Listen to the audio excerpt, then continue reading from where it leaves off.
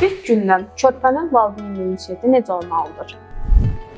Körpənin valideynlə ünsiyyəti, yəni valideynin körpə ilə ünsiyyəti təbii ki, bətn daxilindən başlamalıdır. Əsas məqamları bundan ibarətdir. Birinci fiziki təmas, yəni toxunmalar, qucaqlamalar, öpmələr, sığallamalar. Bunlar körpənin emosional sferasının inkişafı üçün çox vacibdir. Özünü güvənlikli hiss etməsi üçün çox vacibdir.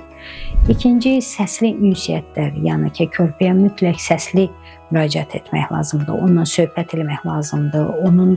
Ona mahnılar oxumaq lazımdır. Yəni səsli münasibətlər nitqin inkişafının təməlini qoyur.